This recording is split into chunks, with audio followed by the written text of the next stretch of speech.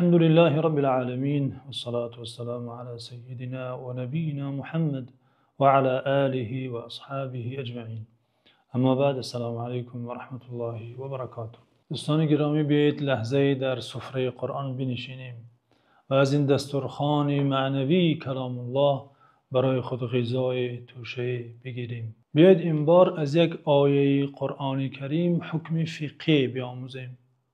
حکم فقهی برای کاری از کارهایی که عده از مردم آن کار را انجام میدهند، شاید از ندانستن حکم آن باشد.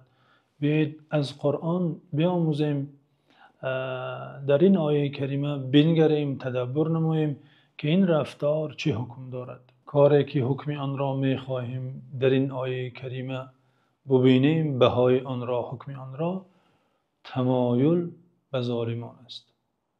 نفری اگر با قلبش یا با رفتارش یا با گفتارش ظالمی را جانبدار باشد و یا اگر با زبان چیزی هم نگوید، با قلبش سوی آن ظالم تمایل داشته باشد، قلبش آن ظالم را دوست دارد، محبت داشته باشد و کارهای ظالم را قلبش بپذیرد، پسندیده شمارد. این را میگویند تمایل به سوی ظالم. بیایید بنگریم که این حکم در قرآن عظیم الشأن چی بها دارد و خداوند عزوجل درباره این کار چی گفته.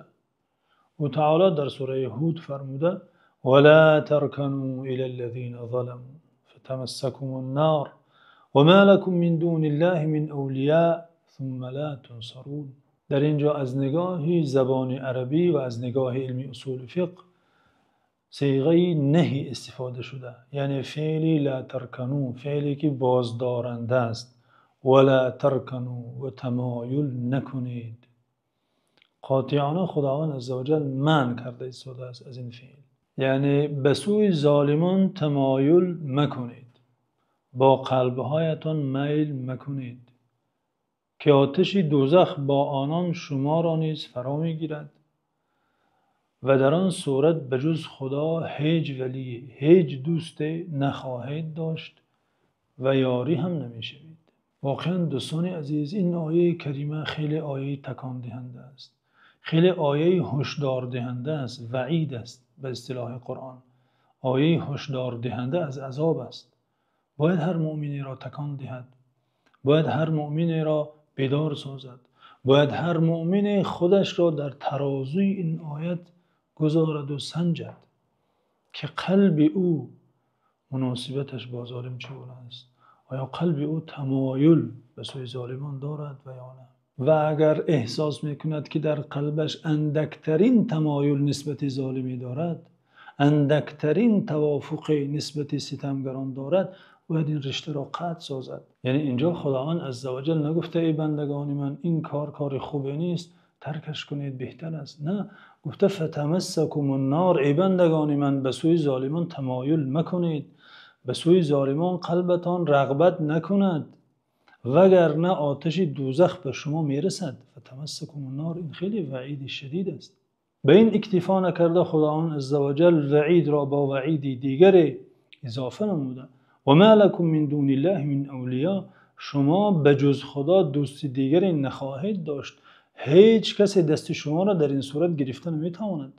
شما که از چشم خدا افتید و این کاری که خدا منع کرده دست زدید و به سوی ظالمان تمایل نمودید، خود را در مقابل خدا با ظالمان قرار دادید، دیگر خدا برای شما هیچ کمکی نمی کند و هیچ کمکگری دیگری هم یافته نمی توانید.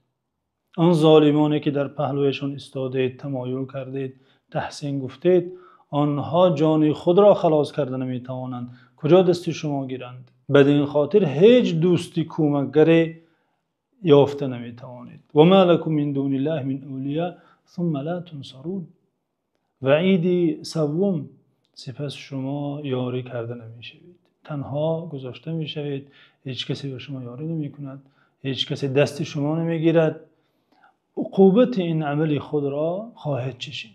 این آیه کریمه دوستان عزیز می باید هر مؤمنی را که در قلبش ایمان دارد و نسبت قرآن احترام دارد، امر الهی را دستور خالقش می شمارد، این آیه می باید او را وادار سازد که به حال خود بنگرد، به حال قلب خود نظر کند، قلب خود را تفتیش کند که نسبت ظالمان چه مناسبت دارد. می باید در این آیه تدبر کند، تأمل نماید و از وعیدی که در این آیه آمده می باید خود را دور سازد. در حفظ و امان خداوند باشید.